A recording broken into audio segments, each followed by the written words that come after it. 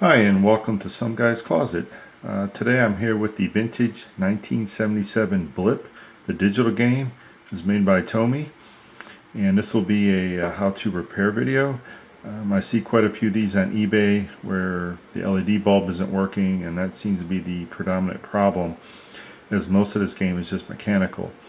You'll find that there's usually two causes for why the LED light isn't coming on, and they're pretty simple to fix.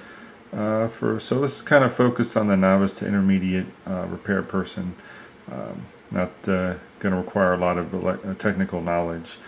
But first, what I want to do is show you the couple of tools that are needed, and we'll get started. Okay, so some of the basic three things you'll need to start with are two AA working batteries. That's what powers the LED. It's about the only thing electrical about the whole thing. You'll find that the Blip is mostly a mechanical device. You need a precision screwdriver, which will have to be a Phillips, which is a star point. It's not a flat tip. And you'll need a can of contact switch cleaner, which you can find at a Home Depot, a Lowe's, a hardware store. This is really great stuff for cleaning old contact switches on a lot of toys or anything electronic. You'll find that over the years it just gets grime and dirt, and the toy works fine, it just needs cleaned and it'll get it operating. I don't recommend WD-40 on any of this old stuff because it does leave a film, and it's not recommended for electronics. It's just not a good idea, especially when gears are moving. It can spray that stuff inside. So this stuff evaporates after a few minutes. It's designed for electrical cleaning. And I think denatured alcohol is also recommended. I don't use it, but I've heard that works well. It also evaporates, great for cleaning old electronic stuff. And I would recommend staying away from WD-40. So those are the three basic things to start with. Now, if there is soldering required on some wires, you will need a soldering iron. I'll show you those. Okay, if it does come out that you have a busted wire, or not busted, but a disconnected wire to LED, you will have to solder it. It's very simple, takes a few seconds, but you'll need a soldering iron, you will need flux, and you'll also need, of course, solder. I use the very thin solder. These are very small wires. I wouldn't recommend really thick stuff. Solder comes in different sizes, but I didn't want to get overly technical into this. It's just kind of keeping it basic. There are videos on YouTube on how to solder, so if you don't know, you can watch those, get you started. I'm just focused on this video as far as how to fix the Blip and where the problems are. Okay, so now we're ready to disassemble the Blip, and I can show you some tips how to take it apart and where the two problem areas mostly are. Again, very basic thing to work on. It's mostly mechanical. The only electronic stuff you're going to find inside will be the LED and the two batteries to run it. So what you do is you flip it over. You're going to find that there are 4 Phillips screws, one in each corner. You do have to remove the battery cover to expose the one screw in this corner. So we'll go ahead and take those off.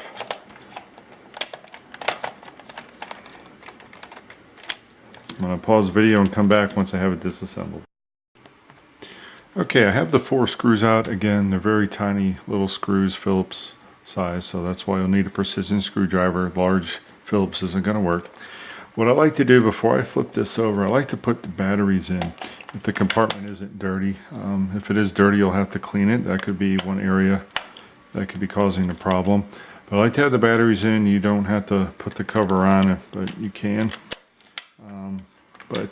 While I'm troubleshooting it, I like to have the batteries in to see where the problem is and when the LED starts working. So all you have to do is simply, when the screws are loose, or out rather, you take the cover straight off. There's no wires connected. It's very simple. The white buttons with the numbers won't fall out. They're locked in place. You can clean the screen. It's kind of got a purple tint to it. You can clean off, do whatever, but just set it aside. It won't be a problem. Okay, and we have the internal workings of the Blip. And I'm going to point out a few areas that are the problem. And what I like to do, if it's a brand new device I never worked on, and if you're new to this, I take, everybody has a cell phone with a camera. I take a picture of it because there's a lot of mechanical moving parts in here. Something could shift. The red levers here are or switches, I guess, are spring loaded. They could pop out easily or something, and if you're not sure the arrangement, everything, it could be a bit of a problem. So take a quick picture of it with your cell phone or a camera, and that way you'll have a reference or anything goes wrong. But pretty basic thing to work on. The timer lever does lift out, but you can leave it in place. It's not going to really be in our way. So I'm going to point out here the first problem is, so if you turn on, if you have the batteries in, this is the on-off switch right down here. I'll bring it into the camera a little bit. Alright, and you can just slide it back and forth and see if the LED is coming on. I mean, this one is because I've already fixed it. So if it doesn't come on, this has been a common problem for me. I find out that the copper contacts are dirty for the on-off switch. I've had about 4 or 5 of these I've fixed, and about 3 or 4 have been the problem. And so what you do is you'll get your contact cleaner, and this requires to shake it up. Put your straw on your nozzle, and what I like to do is you'll come down in here. You'll take the spray, you'll get it down in here. You'll get it all inside the switch. Just spray it not too hard so it doesn't splash back at you. Spray it on the copper contacts here. You can even dab it if there's a little bit coming out. You don't have to oversaturate it unless it's really dirty. But once I spray it in there, go ahead and you just work the switch back and forth on and off. And with the batteries in there, you might find the LED bulb comes on right away. And it may not, it could be another issue, but if it's just a dirty contact, you'll know right away because you'll see the LED bulb come on. And that actually was the problem with this particular model that I got off of eBay. It wasn't working. I sprayed that solution in there, and in a matter of seconds I had this thing working. It was just dirty contact after so many years. This one was very clean, good condition. Nobody was apparently had used it. So they could have sold a working blip instead of a broken one if they had just taken some time to clean the contacts. You'll find this with a lot of vintage toys that have electrical contacts. The electronics are good. The on-off switch could be dirty, or the battery terminals are dirty. It's just not getting a clean contact, and with this cleaner, it evaporates. It doesn't leave a film, and boom, you got it working. So that's your first problem. It could be, and it's very simple. No soldering, no disconnecting anything. You're done. You can clean it off. I can get a can of the pressurized air and just clean out the inside if there's debris. You can do that. Whatever else, and I'll show you later how to put the cover on and everything. But that could be it. You could be done at this point, and then have it for yourself or sell a working blip. That was that simple. The second thing that is the problem is one of the 2 wires are disconnected to the LED bulbs. I'm going to bring it in here, and this is where soldering may be required. Let's hope that's in focus. So you have 2 leads off an LED. One is positive, one is negative.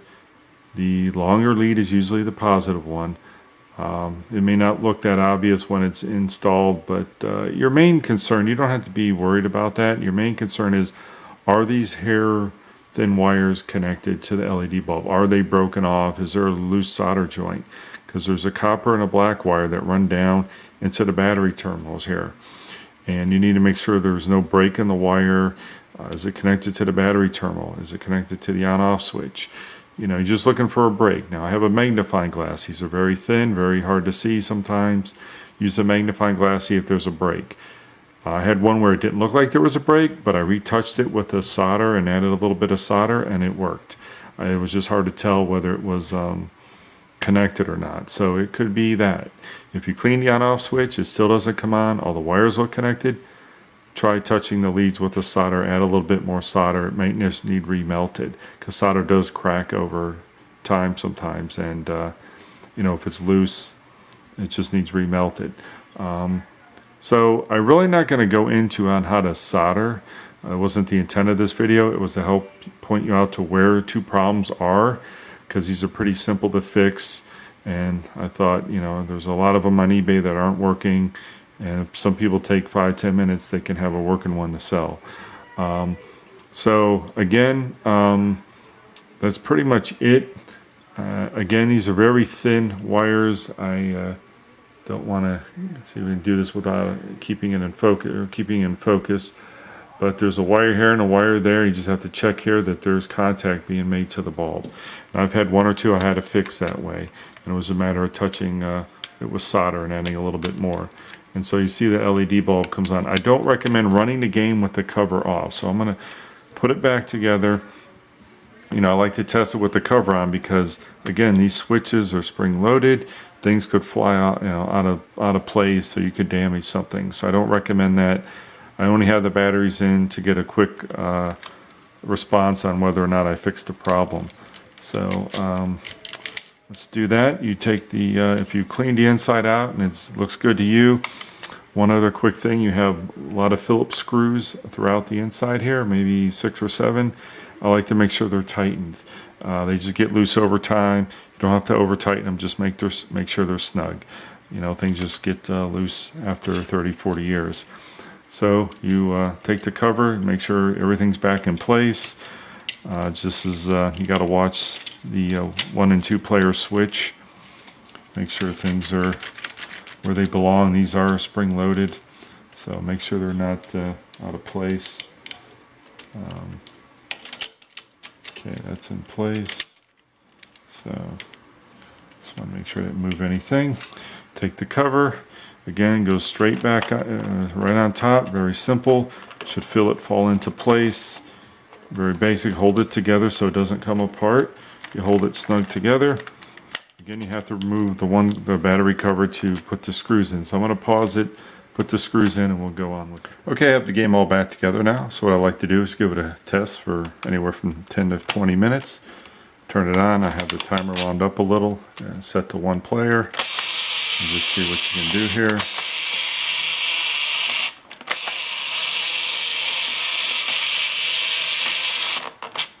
Alright, so I run it for a few minutes or a lot longer and make sure everything's working well. But that concludes the video on how to repair the Blip. I hope this was helpful for some people who were looking for a way to fix theirs and sell a working one. I will be looking at doing other Tomy game devices from this time period, particularly the Atomic Arcade Pinball Machine. So look for that in a few weeks. But if you have any questions or comments, please leave them below, and thank you for watching my video.